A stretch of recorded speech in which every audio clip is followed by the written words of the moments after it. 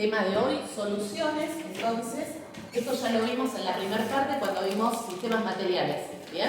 Entonces, ¿qué es una solución? ¿Cómo podemos definir una solución? Como un sistema homogéneo. ¿Sí? Al ser un sistema homogéneo, presenta una fase. Dentro de los sistemas homogéneos tenemos dos tipos de sistemas. El que presenta un solo componente, que es la sustancia pura, ¿bien? Y el que presenta dos o más componentes, que es la solución, ¿bien? Entonces, acá vamos a tener un sistema homogéneo formado por una fase y dos o más componentes. En general, cuando estudiamos soluciones binarias. Entonces, ¿qué quiere decir que sea una solución binaria? Que está formada por dos componentes, ¿sí? Esos componentes van a ser el soluto y el solvente. El soluto va a ser la sustancia que se va a disolver, ¿bien? Entonces, sustancia que se disuelve. Y el solvente va a ser la sustancia que permite la disolución. Permite la disolución. Entonces, si consideramos el soluto y el solvente, lo que podemos hacer es llevarlo a las masas. ¿Bien? Lo que podemos decir entonces es que la masa de una solución va a ser igual a la masa del soluto más la masa del solvente. De acuerdo a los datos que nosotros tengamos en un problema, vamos a tener que determinar o la masa de la solución, para eso vamos a necesitar tener como datos la masa del soluto y la masa del solvente, o podemos también tener como incógnita la masa del soluto o la masa del solvente. ¿Bien? Y para eso claramente tenemos que tener los otros dos datos. Entonces, a partir de esta fórmula, nosotros podríamos despejar, si lo necesitamos, la masa del soluto o la masa del solvente. Por un lado, entonces, la masa del soluto va a ser igual a la masa de la solución menos la masa del solvente. Y por otro lado, si vamos a calcular el solvente, vamos a tener la masa de solución menos la masa del soluto. En cuanto a las soluciones se pueden clasificar. Para clasificar soluciones, vamos a utilizar dos criterios. El primero tiene que ver con el estado de agregación.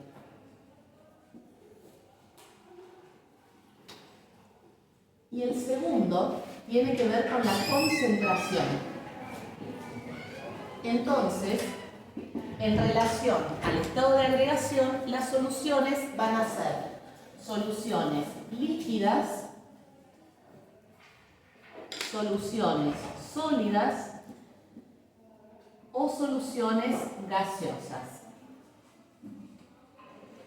En el caso de las soluciones líquidas, vamos a tener, por ejemplo, una solución líquido en líquido. O podemos tener una solución sólido en líquido. O podemos tener una solución gas en líquido. ¿Bien?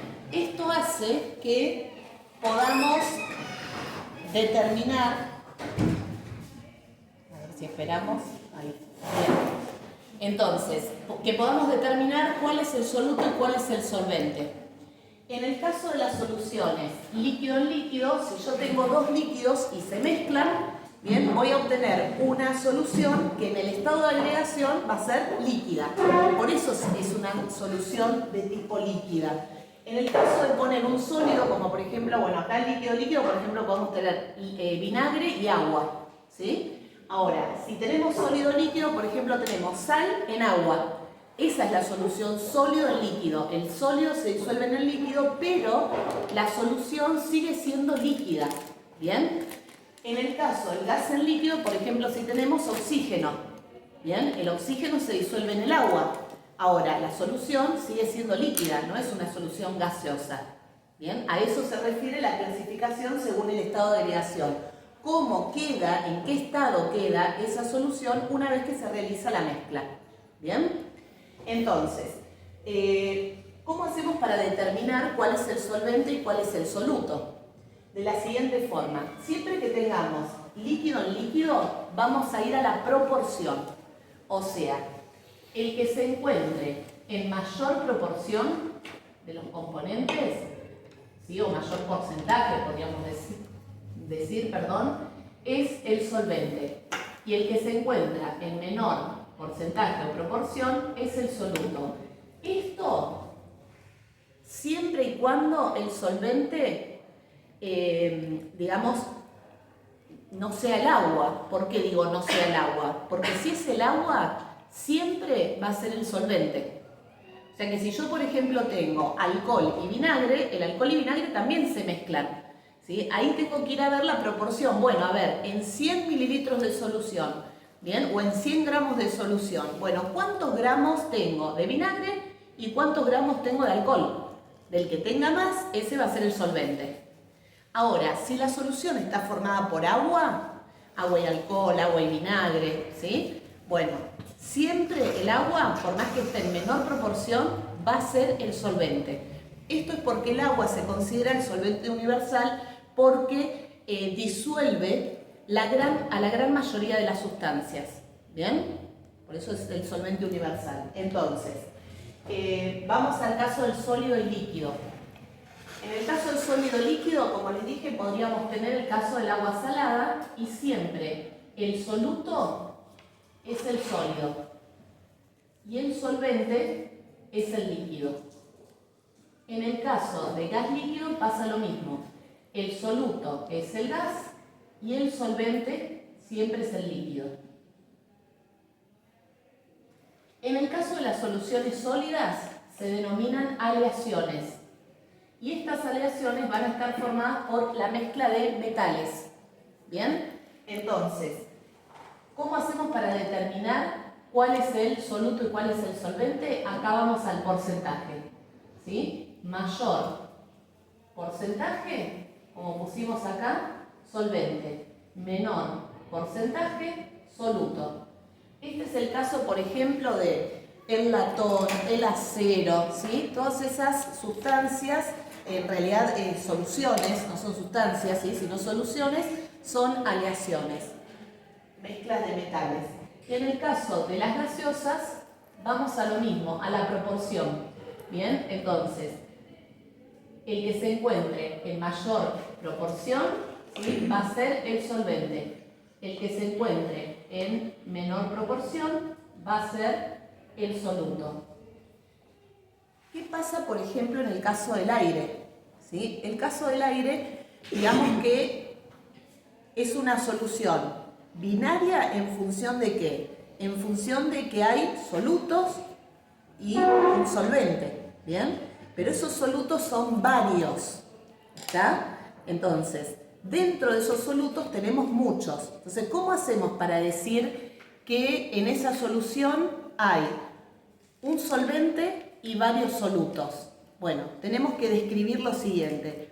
El aire tiene 78% de nitrógeno. ¿Bien? El resto es de los otros gases. Oxígeno, dióxido de carbono, agua en forma de vapor, gases raros. ¿Bien? Entonces, ¿cuál va a ser el solvente? El que está en mayor proporción, o sea, el nitrógeno. El resto son todos solutos. ¿Bien? ¿Estamos? Esto mismo pasaría en una mezcla de agua de mar filtrada, por ejemplo. ¿Sí? En ese caso, ¿qué vamos a tener? Bueno, varias sales. Hay que hacer el estudio de cuáles son las sales que están en el agua. Sabemos que el agua va a ser el solvente. Ahora después tenemos muchos componentes, ¿sí? Que van a ser los solutos. Muchos componentes sólidos, ¿no? Bueno, vamos ahora a la concentración y esto es lo que más nos interesa ahora a nosotros.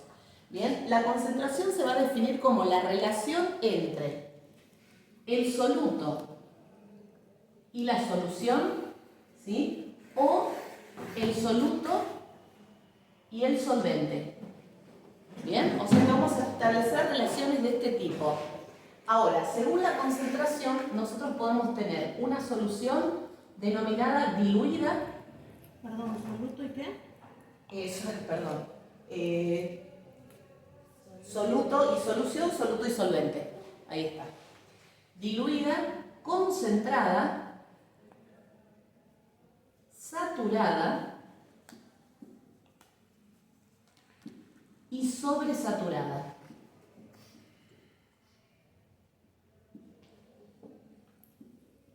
Entonces, ¿cuál es una solución diluida? Supongamos que tenemos un vaso de 250 mililitros de agua y le ponemos una cucharadita que son 10 gramos de sal. ¿Bien? Supongamos que tenemos eso, 10 gramos de sal.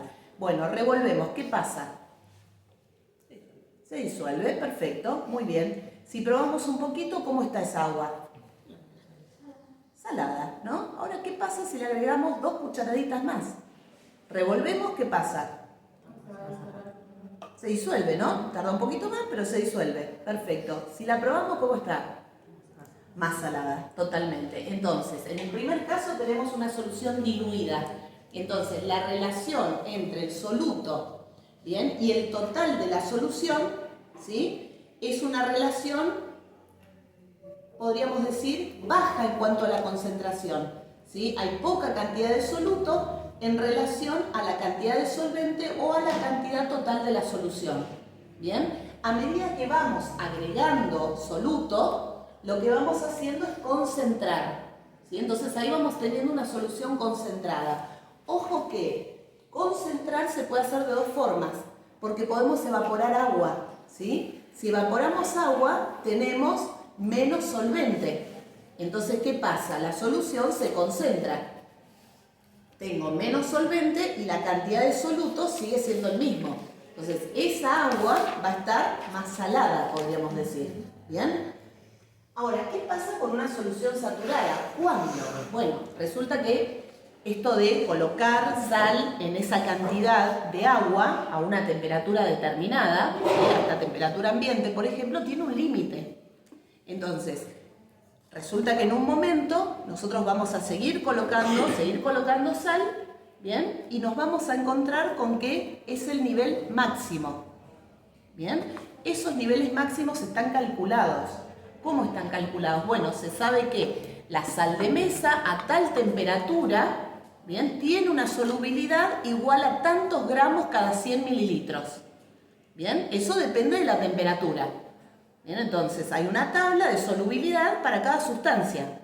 Entonces nosotros sabemos en función de eso, bueno, si estamos a 19 grados, cuánto es lo que podemos disolver de sal de mesa, así como de otra sal o de otra sustancia, en una cierta cantidad de agua. ¿Bien? Ahora, si llegamos a ese límite, se dice que la solución está saturada, porque es el máximo de soluto que esa cantidad de solvente puede disolver a una temperatura determinada, el máximo. ¿Qué pasa si me paso? ¿Sí? O sea, si yo sigo poniendo, ¿puedo seguir disolviendo? Si sigo poniendo, si estoy en el máximo de disolución y sigo poniendo otra cucharadita, ¿qué pasa con esa sal? Queda abajo, exacto, no se disuelve. ¿Bien? O sea que ese sistema, que era un sistema homogéneo, ¿ahora qué tipo de sistema es? Claro, es un sistema heterogéneo. ¿Bien? Porque en ese sistema heterogéneo vamos a tener sal depositada, que va a formar una de las fases, ¿sí?, esa fase sólida, y después vamos a tener una segunda fase que va a ser el agua salada. ¿Bien? Una fase líquida. Vamos a tener un sistema heterogéneo con dos fases y dos componentes. La sal, ¿sí?, y el agua.